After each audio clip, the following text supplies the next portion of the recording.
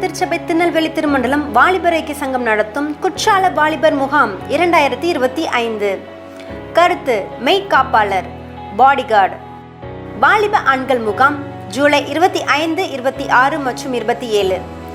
கல்லூரி மற்றும் பள்ளி மாணவிகள் முகாம் ஆகஸ்ட் 1, 2 மற்றும் 3. திருச்சபையின் வாலிப பெண்கள் முகாம் ஆகஸ்ட் 8, 9 மற்றும் 10. இடம்: ராக்கால், குற்றாலம். தலைமை: the right reverend doctor ARGST Barnabas, பேராயர், CIC திருநெல்வேலி திருமண்டலம்.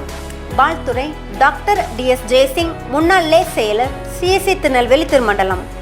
செய்தியாளர்கள்: reverend doctor ED Raja Singh Elias, IEM general secretary, Bangalore, மற்றும் Mrs Suganthi Muthukumar, MS university, Tirunelveli. மருத்துவ ஆலோசனை: பெல்பின்ஸ் மற்றும் ஜெயராஜ் அன்னபாக்கியம் மருத்துவமனை மருத்துவர்கள். பதிவு கட்டணம் ரூபாய் 200 மட்டுமே. படுக்கை, பைபிள், தண்ணீர் பாட்டில் கொண்டு வரவும். யாவரையும் அன்புடன் அழைக்கும் ரெவரண்ட் G. எமில்ராஜ் மோசஸ் பாலசிங், இயக்குனர் அண்ட் செயலர், TDOA. 3 நாட்களும் அதிகமாக வாலிபர்கள் பங்கு பெறும் சேகரம் நிறுவனங்களுக்கு சிறப்பு கடிதம் வழங்கப்படும்.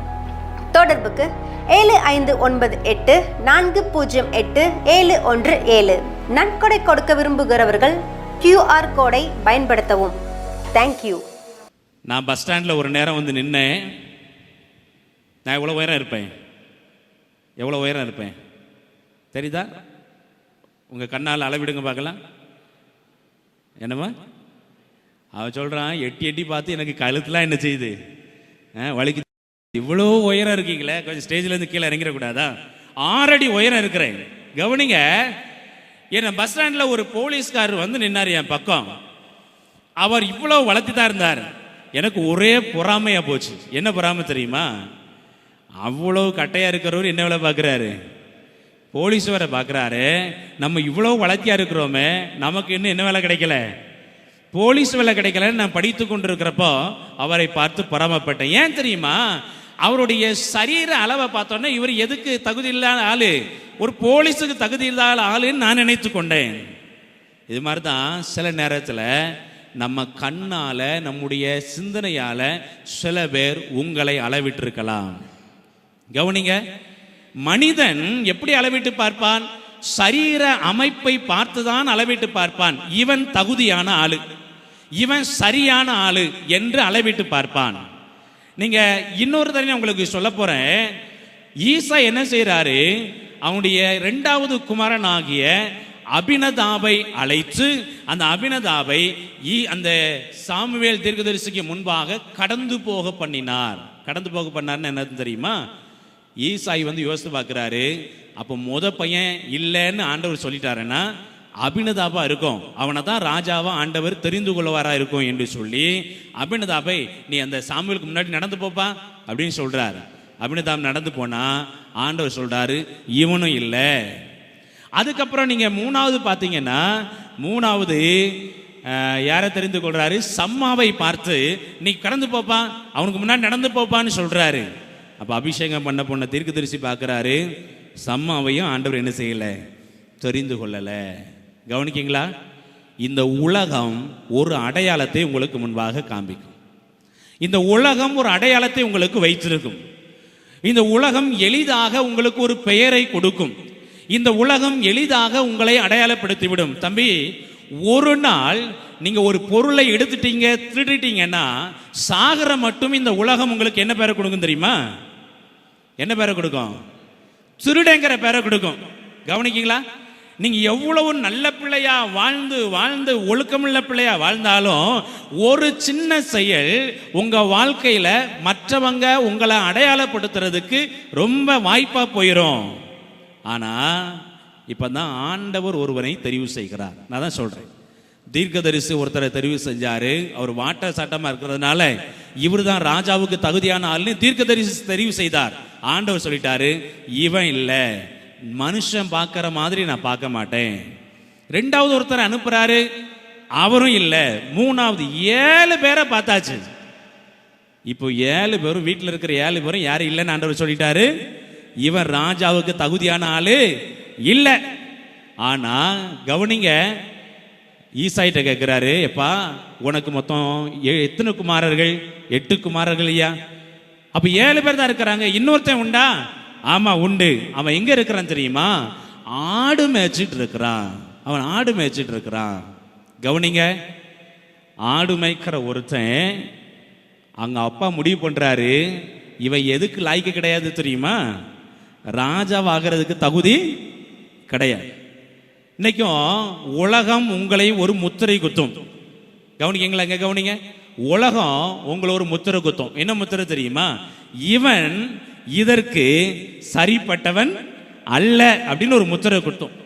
நீங்க படிச்சுக்கிட்டு இருப்பீங்க, நல்லா போனீங்க. அதான் நான் முதல்ல ஆரம்பத்திலே உங்களுக்கு சொன்னேன், ஜெபம் பண்ணும்போதே உங்களுக்கு சொன்னேன், உங்களை குறித்து இந்த உலகம் ஒரு முத்திரையை வச்சிருக்கலாம். இந்த நேரம் வரைக்கும் வச்சிருக்கலாம், இந்த நேரம் வரைக்கும் வச்சிருக்கலாம். நான் படிக்கும்போது என் ஆசிரியர் என்னை குறித்து ஒரு முத்திரையை வைத்தார்கள். என்ன முத்திரை தெரியுமா? இவன் கண்டிப்பா +2க்கு மேல படிச்சுக்கிடவே மாட்டான். ஏனென்றால் நான் அப்படி வாங்குவேன் மார்க். என் ரேங்க் கார்டில் ஃபுல்லாக ரெட்டிங்காக இருக்கும். ரெட்டிங்னா என்ன அர்த்தம்? ஆனால் கரெக்டாக சொல்கிறீங்க பாருங்க. ரெட்டிங்னா ஃபெயில். எந்த பகுதியை எந்த பாடத்தை எடுத்தாலும் அதில் ஃபெயிலுங்கிற வார்த்தை தான் அதிகமாக இருக்கும். மார்க் ரொம்ப குறைவாக இருக்கும். நல்ல கவனிங்க. ஆனால் ஆண்டவர் என்னை அதுக்கு மேலே படிக்கும்படி தெரிந்து கொண்டார். சரியா? மனுஷன் முகத்தை பார்த்து அடையாளம் வைத்து தெரிவு செய்வான். ஆனால் ஆண்டவர் ஒருத்தன் இயலாமல் இருக்கும்போது, தகுதி இல்லாமல் இருக்கும்போது ஆண்டவர் அவனை தனக்கென்று தெரிந்து கொள்கிறார். நீங்க இன்னைக்கு என்ன தகுதியோடு இங்க வந்திருக்கீங்களோ தெரியாது. உங்க தகுதி இல்லாம நீங்க இந்த இடத்துல இருந்தா கூட இன்னைக்கு ஆண்டவர் உங்களை தெரிவு செய்கிறார். அவர் தம்முடைய பிள்ளையாக உங்களை தெரிவு செய்து உங்களை தகுதிப்படுத்த போகிறார். நம்புறீங்களா? எனக்கு என்ன ஏசப்பா தகுதிப்படுத்த போறாரு, நம்புறீங்களா? அந்த நம்பிக்கை யாருக்கெல்லாம் இருக்குது? ஏசப்பாவால் என்னை தகுதிப்படுத்த முடியும், என்னுடைய ஸ்டேட்டஸை மாற்ற முடியும். நீங்க நம்புனீங்கன்னா கண்டிப்பா ஏசப்பா உங்களுக்கு செய்ய போறாரு. கவனிங்க கவனிங்க. நான் சிறு வயதில் இருக்கும்போது நான் என்ன கலரு? தம்பி சொல்லுமா, கரெக்டா சொல்லு. நான் என்ன கலரு? ஆமா, நிறைய பேர் சொல்லிக்கணும் இல்லையா? நான் ரொம்ப கலரா இருக்கிறேன் சொல்லுவீங்களா? எத்தனை பேர் சொல்லியிருக்கீங்க அப்படி? யாருக்கெல்லாம் அப்படி என்ன இருக்குது? நான் ரொம்ப கலரா இருக்கிறேன். சும்மா கையை வைத்துங்க. நான் ரொம்ப கலரா இருக்கிறேன்னு சொல்றவங்க இல்லையா? யாருமே கலரா இல்லையா? ரொம்ப கலரா இருக்கிறேன் நான் சொல்லுவேன். நான் ரொம்ப கலரா இருக்கிறேன். என்ன? நான் என்ன கலரு? அவ்வளவுதான். ஆனா நான் ரொம்ப கலரா இருக்கிறேன். கவனி, நான் கருப்பு கலரா இருக்கிறதுனால என்னுடைய பெரியப்பா பையங்கள்லாம் நல்ல கலரா இருப்பாங்க. அப்படியே நாங்கள் எங்கேயா விளையாடிக்கிட்டு இருக்கிறப்போ ஊர்ல இருந்து எங்க பாட்டி தாத்தா வந்தாங்கன்னா என்ன பார்த்துட்டு பார்த்தும் பார்க்காத மாதிரி போயிடுவாங்க. ஆனா என்னுடைய சகோதரர்களை பார்த்தா ஓடி போய் அவர்களை தூக்கி கொள்ளுவார்கள். அப்ப எனக்கு எப்படி இருக்கும்? ரொம்ப வருத்தமா போச்சு. என்ன ஆண்டவரே என்ன படைச்சிரப்பா? ஏன் ஆண்டவரே என்ன படைச்சிங்க? என்ன ஏன் ஆண்டவரே கருப்பா படைச்சிங்க? என் சகோதரர்கள் எல்லாம் வெள்ளையா கலரா இருக்கிற உடனே என்னுடைய பாட்டி தாத்தா வந்து அவங்களா தானே தூக்குறாங்க, என்ன தூக்க மாட்டேங்கிறாங்களே, எதுக்கு ஆண்டவரே என்ன படைச்சிங்க? அப்பதான் கவனிங்க, அன்னைக்கு யாருமே என்னை நேசிக்கல, யாருமே என்கிட்ட அன்பு கூறல, யாருமே என்னை வந்து தொட்டு பேசல. அப்படி கருப்பா இருக்கிற எனக்கு என் ஆண்டவர் வெள்ளை அங்கிய போட்டு அழகு பார்த்திருக்கிறார். அல்லேலூயா, அல்லேலூயா. இதைத்தான் உங்களுக்கு சொல்ல போறேன். மனுஷன் உங்களை தெரிந்து கொள்ளாமல் இருக்கலாம், உங்களுக்கு ஒரு முத்திரையை இந்த உலகப்பூர்வமாக கொடுத்திருக்கலாம். உன்னால் முடியாது, நீ ஆகாதவன், நீ ஒன்றுக்கும் உதவ மாட்டாய் என்று உலகம் உனக்கு ஒரு முத்திரையை கொடுத்திருக்கலாம். சகோதரா, ஆண்டவர் இன்றைக்கு இந்த மீட்டிங்ல வந்திருக்கிற உனக்கு ஒரு முத்திரையை கொடுக்கிறார். நான் உன்னை தெரிந்து கொண்டபடியினால் உன்னை தகுதிப்படுத்தி இருக்கிறேன். கவனிக்கீங்களா? ஆடு மேய்ச்சிட்டு இருக்கிறாரு தாவீது, ஆடு மேய்ச்சிட்டு இருக்கிறாரு. இப்போ ஆண்டவர் சொல்றாரு, நீ தீர்க்கதரிசியிடத்துல சொல்றாரு, நீ அவன்கிட்ட சொல்லு, ஒரு ஆள் அனுப்பி வர சொல்லு. அங்கே இருந்து தாவீது வர்றாரு. வந்த உடனே ஆண்டவர் சொல்லுகிறார். பைபிளை திருப்பி அங்க பார்க்கலாம். பைபிள் வச்சிருக்கவங்க எல்லாம் பைபிள் எடுங்க. அதுல 12ஆம் வசனத்தை நீங்க பாத்தீங்கன்னா, ஆள் அனுப்பி தாவீதை அழைப்பித்தான். அவன் சிவந்த மேனியும் அழகிய கண்களும் நல்ல ரூபம் உள்ளவனுமாயிருந்தான். அப்பொழுது கர்த்தர், இவன்தான், நீ எழுந்து இவனை அபிஷேகம் பண்ணு என்றார். கவனிங்க கவனிங்க தம்பி, கவனிங்க. ரொம்ப முக்கியமான பாயிண்ட் இதுதான். தாவீது ஆடு மேய்ச்சிட்டு இருக்கிறாரு. தகப்பனாருக்கு என்ன சிந்தனை தெரியுமா? ஆடு மேய்க்கிற ஒருத்தன் எப்படியா அரசனா மாற முடியும்? ஆடு மேய்க்கிற ஒருத்தன் எப்படி ராஜாவா மாற முடியும்? இன்னைக்கு நீங்க பண்ற சேட்டையெல்லாம் பார்த்துட்டு உங்க வீட்டில் சொல்லலாம், இவன் எங்க படிச்சு இன்ஜினியர் ஆக போறான், இவன் எங்க படிச்சு +2 பாஸ் பண்ண போறான், இவன் எங்க படிச்சு உருப்பட போறான். கவனிங்க, அப்படிப்பட்ட உங்களை தான் இன்னைக்கு ஏசப்பா தேடி வந்திருக்கிறாரு. சரிதானா? நான் ரொம்ப திறமையுள்ளவையா, நான் நல்லா படிப்பையா அப்படிங்கிறவங்களை காட்டிலும் இன்னைக்கு ஏசப்பா இந்த காலை நேரத்தில் யாரை தேடி இந்த இடத்துல வந்திருக்கிறார் தெரியுமா? உனக்கு ஒரு முத்திரையோடு இங்க வந்து உட்கார்ந்து இருக்கிற பத்தியா, உன்னை தேடி தான் ஏசப்பா வந்திருக்கிறாரு. இன்னைக்கு உன்னை தான் ஏசப்பா உயர்த்த போறாரு. கவனி, வர சொல்லிட்டாரு. நான் உங்ககிட்ட முதல்ல சொன்னேன், எலியாப்புன்னு ஒருத்தனை ராஜாவை அபிஷேகம் பண்றதுக்கு தீர்க்கதரிசி போறாரு. போன உடனே ஆண்டவர் சொல்றாரு, நீ இவன் சரீர வளர்ச்சியை பார்த்து ராஜாவாக்கணும்னு நினைக்கிற. அதுக்கப்புறம் ஈசாய் தன்னுடைய மற்ற 6 பிள்ளைகளையும் அப்படியே அவருக்கு முன்பாக நடந்து போக சொல்றாரு. நடந்து போனா இல்லை இல்லை இவன் இல்லைன்னு சொல்லிட்டாரு. ஆண்டவர் சொல்றாரு, மனுஷன் பார்க்கிறபடி நான் பார்க்க மாட்டேன், மனுஷன் செலக்ட் பண்ற மாதிரி நான் செலக்ட் பண்ண மாட்டேன், மனுஷன் ஒருத்தனுக்கு முத்திர குத்துற மாதிரி நான் ஒருத்தனுக்கு முத்திர குத்துற மாட்டேன். இப்ப ஆண்டவர் வருகிற தாவீதுக்கு நான் தெரிந்து கொண்டவன் இவன் தான் என்று சொல்லி அவனுக்கு சில அடையாளத்தை காமிக்கிறார். என்ன அடையாளம் காமிக்கிறார் தெரியுமா? முதல் அடையாளம் என்ன அடையாளம்? அவன் சிவந்த மேனி. சிவந்த மேனி, அதான் நான் சொன்னேன், ரொம்ப கலரா இருக்கிறான். ரொம்ப இன்னைக்கு நிறைய பேர் என்ன நினைக்கிறோம்? சிவப்பு தான் அழகுன்னு நினைக்கிறோம். அப்படி தானே? யாரெல்லாம் அப்படி நினைக்கிறீங்க? சிவப்பு தான் அழகு நினைக்கிறீங்களா? கருப்பும் அழகுதான், கருப்பும் அழகுதான். கவனிங்க, சிவந்த மேனி நீங்க சொல்றது எதை சொல்லுது தெரியுமா? அவன் ரொம்ப கலரா இருக்கிறாங்கிற மேட்டர் இல்லை அங்க. கவனிக்கீங்களா தம்பி? கவனிங்க, சிவந்த மேனிங்கிறது ரொம்ப கலரா இருக்கிறான்னு அர்த்தம் இல்லை, அவன் சரீரம் பரிசுத்தம் உள்ளதா இருக்கிறது என்று அர்த்தம்.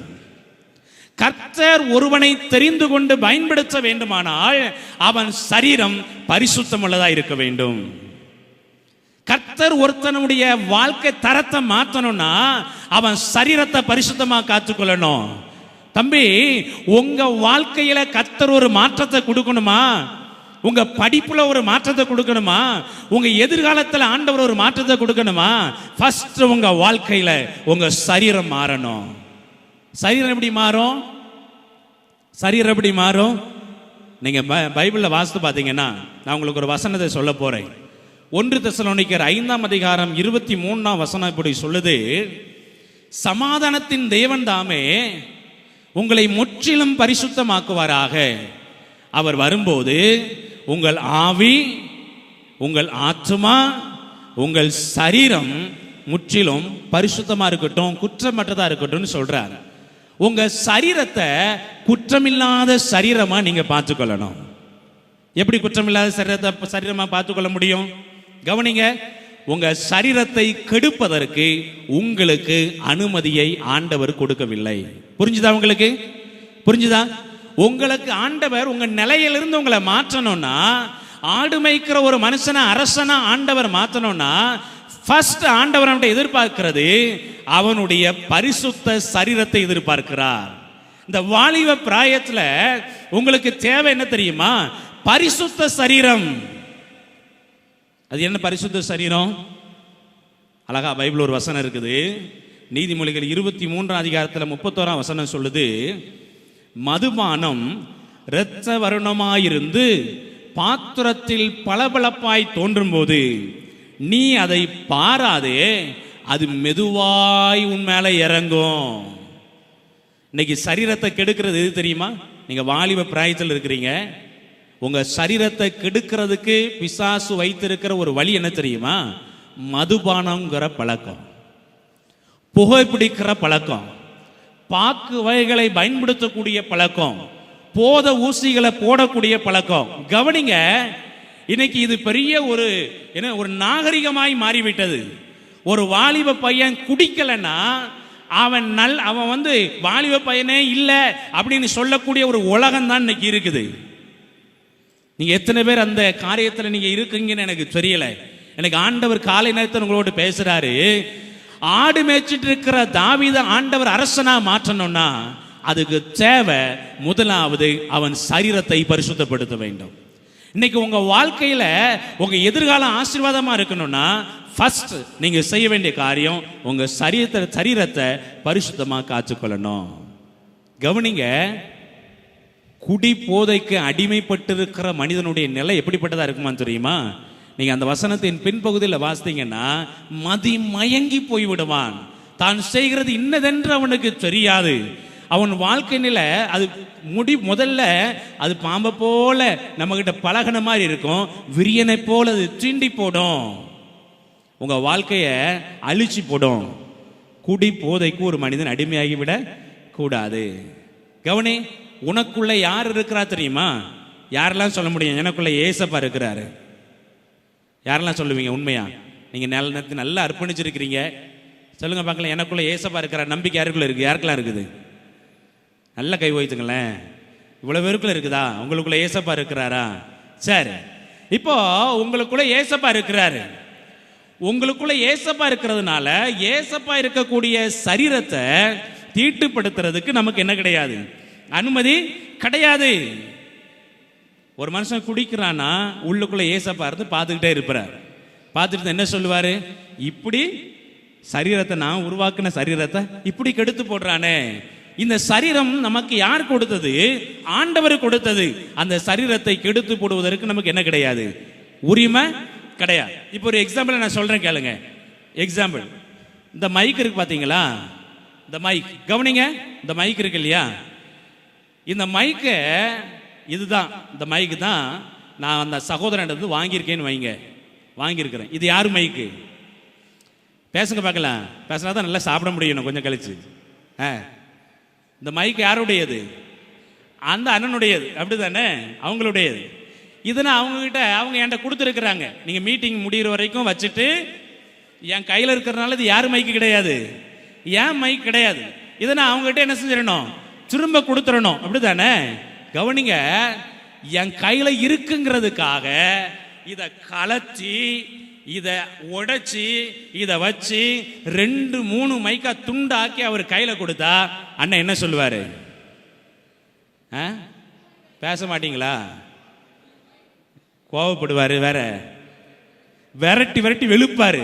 Very good. விரட்டி விரட்டி வெளுப்பாரு. ஏன் விரட்டி விரட்டி வெளுப்பாரு தெரியுமா? அது யார் மைக்கு? அது அவருடைய மைக்கு. அதை உடைக்கிறதுக்கோ அதை நொறிப்பதற்கோ அதை முறித்து போடுவதற்கோ யாருக்கு அனுமதி கிடையாது? எனக்கு அனுமதி கிடையாது.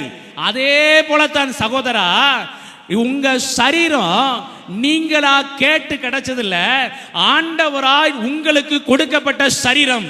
அதை தீட்டுப்படுத்துறதுக்கோ அதை அழிஞ்சி போறதுக்கோ உங்களுக்கு அனுமதி கிடையாது.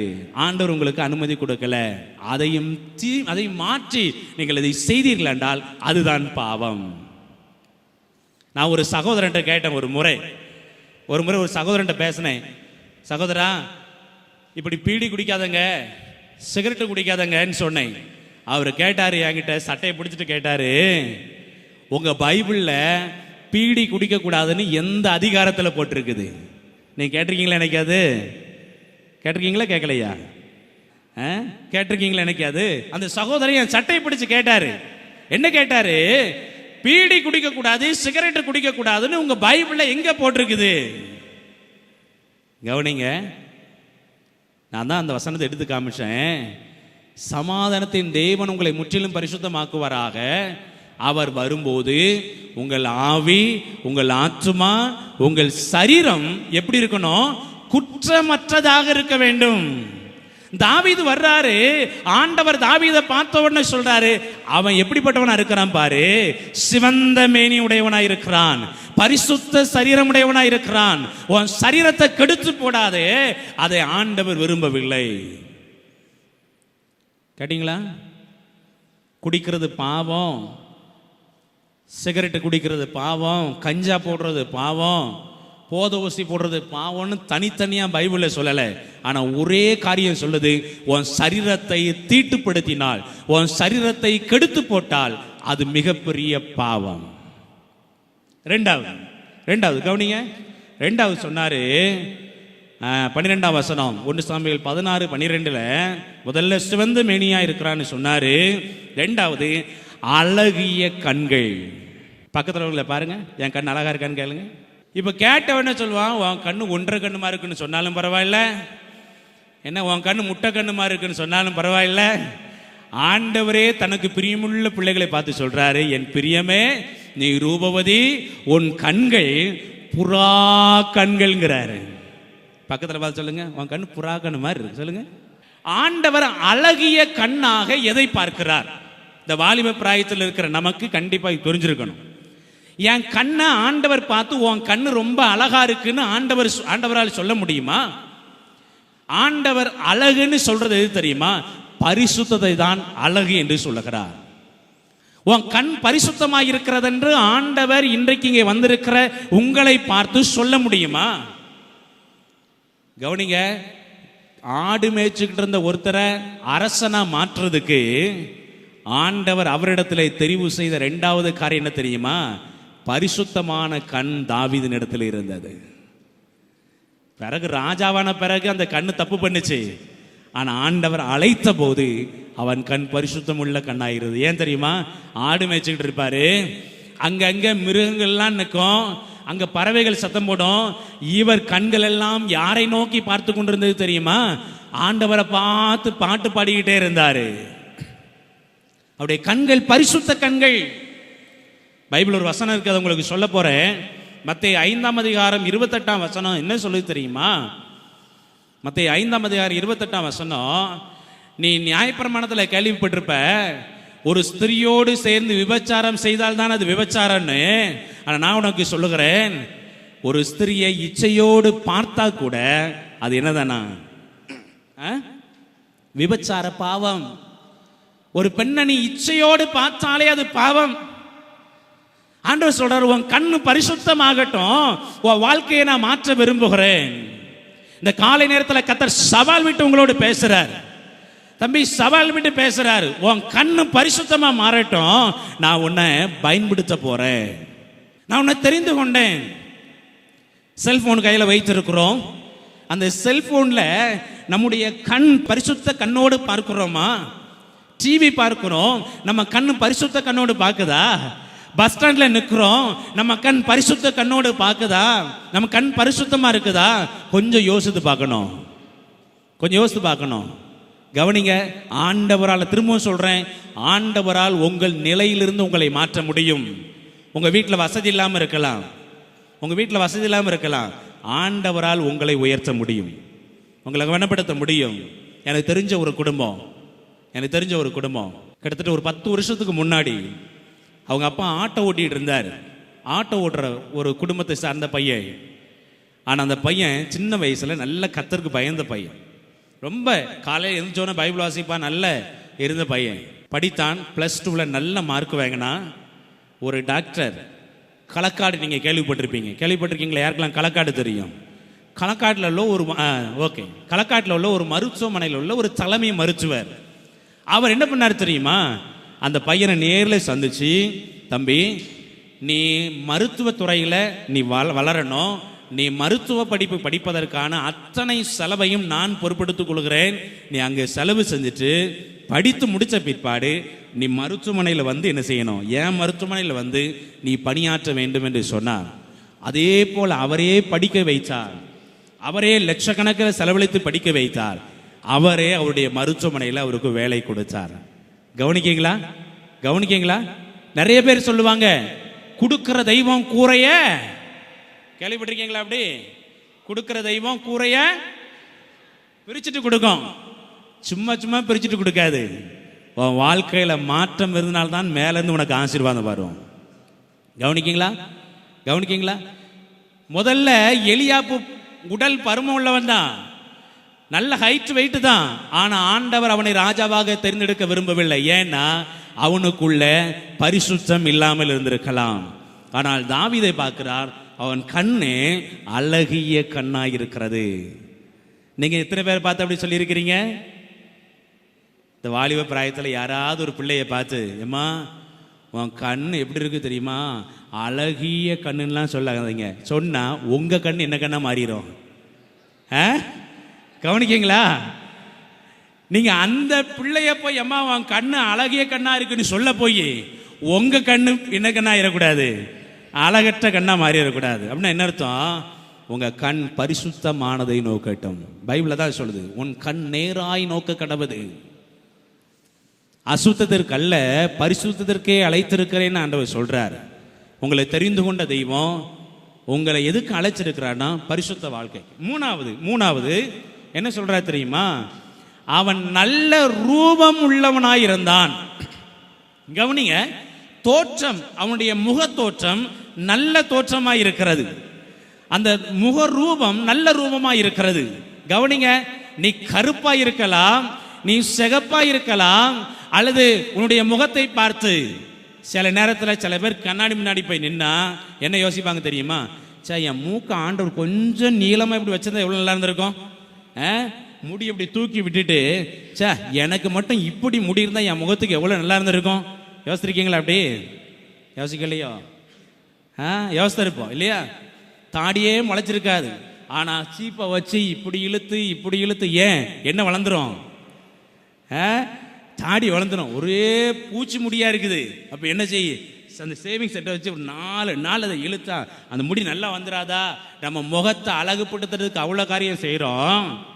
ஆனால் உங்கள் முக ரூபத்தை மாற்றுறதுக்கு ஆண்டவரால் முடியும். எப்படி முகரூபத்தை மாற்றுவார் தெரியுமா? உங்கள் முகத்தில் பார்க்குறவங்க தேவனுடைய பிரசன்னத்தை பார்க்கும்படி உங்கள் முகத்தை ஏசப்பா மாற்றுவார். நம்புறீங்களா? அப்படி நம்புறீங்களா? கவனிங்க, யாரோ ஒருத்தர் ஒரு சோகத்தோடு இருக்கிறாங்க, ஒரு சோர்வோடு இருக்கிறாங்கன்னா உங்ககிட்ட வந்து உங்ககிட்ட பேசணும், தன்னுடைய பாரத்தை உங்ககிட்ட சொல்லணுங்கிற எண்ணத்தை கொடுக்கிற அளவுக்கு உங்க முகத்தை ஆண்டவர் சமாதானம் உள்ள முகமாய் மாற்றுவார். இந்த தாவீதுடைய முகத்தை ஆண்டவர் அப்படி இவனுடைய தோற்றத்தை மாற்றினார். அங்க வரும்போது ஆண்டவர் சொல்றார், இவன் தான் இவன் அபிஷேகம் பண்ணு, நான் தெரிந்து கொண்டவன் இவன் தான். தம்பி, நான் இன்னொரு காரியத்தை உங்களுக்கு சொல்லி முடிக்க போறேன். கர்த்தர் யாரையும் ஒரு நோக்கம் இல்லாமல் தெரிந்தெடுப்பது இல்லை. உங்களை ஆண்டவர் தெரிந்தெடுத்தால் ஒரு நோக்கம் உண்டு. ஆண்டவர் உங்களை தெரிந்தெடுத்தால் ஒரு நோக்கம் உண்டு. நான் யோசித்து பார்ப்பேன். நான் சிறு வயதில் யோசித்து பார்த்தேன். ஸ்கூல் போயிட்டு நடந்து வரும்போது நான் யோசித்து பார்த்தேன். என்ன யோசித்து பார்த்தேன் தெரியுமா? ஆண்டவரே, நான் கருப்பா இப்படி பிறந்துட்டேன், எல்லாரும் என்ன ஒரு மாதிரி ஆண்டவரே ஒரு பொருட்டா நினைக்க மாட்டேங்கிறாங்க. நான் ஏன் ஆண்டவரே இந்த உலகத்தில் பிறந்தேன்?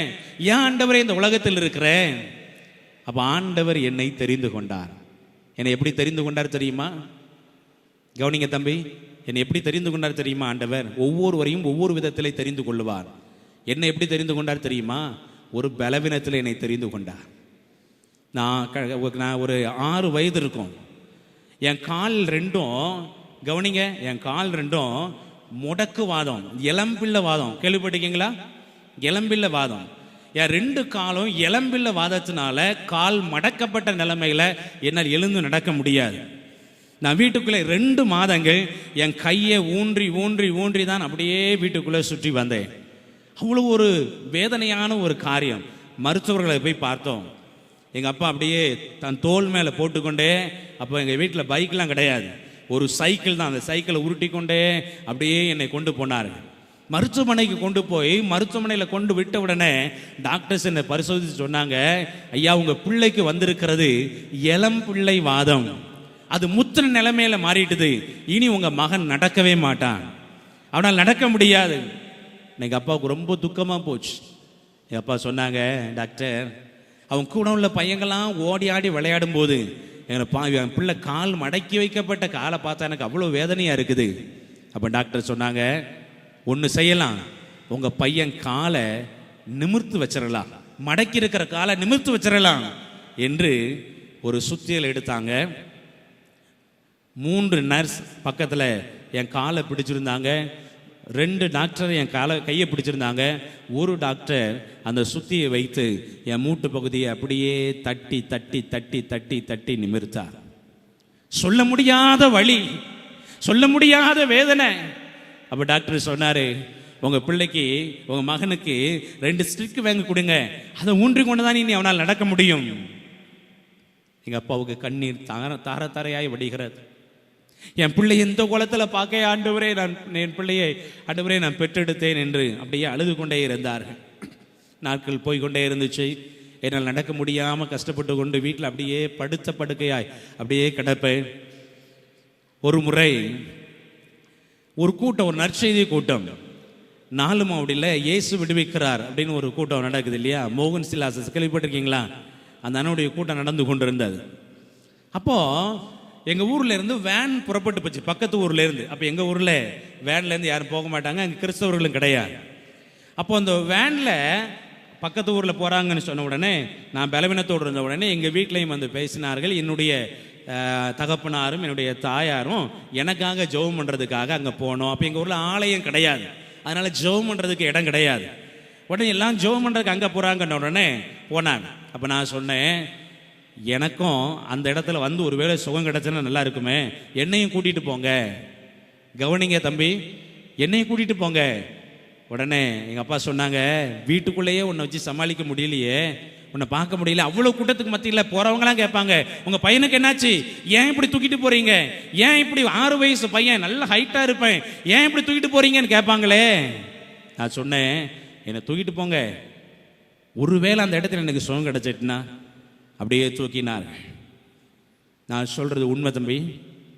என்னை தூக்கிட்டு போன அந்த வேனுடைய பெயர் பொன்ராஜ், அந்த டிரைவர் பேர் குமரேசன், அவர் சொந்த ஊர் மாவடி. இதுக்கு முன்னாடி அங்கே தான் ஊழியம் செஞ்சுட்டு வந்தேன். அங்கேயே அந்த சாட்சியை சொன்னேன். என்னை தூக்கி வேனில் அப்படியே அந்த சீட்டில் கிடத்தி வச்சாங்க. வேன் போய்கிட்டே இருந்துச்சுது. நேராக போய் அந்த ஊருக்குள்ளே, 4 மாவடி ஊருக்குள்ளே அங்கே போய் வேன் விடுறதுக்கு இடம் கிடையாது. ஒரு ஓடைக்கு பக்கத்தில் தான் இப்போ வேனை விடுவாங்க. விட்டுட்டு 1/2 கிலோமீட்டர் தூக்கிட்டு போனோம். என் தகப்பனார் தோளில் தூக்கிட்டு போனாங்க. பார்க்குறவங்களாம் கேட்டாங்க, என்னாச்சு உங்கள் பையனுக்கு, ஏன் உங்கள் பையனை தூக்கிட்டு போகிறீங்க? எங்கள் அப்பா அப்படியே கண்ணீர் வடித்து கொண்டே என்னை தூக்கிட்டு போனாங்க. இப்போமாவது ஒரு கூடாரம் கட்டியிருக்கிறாங்களாம்.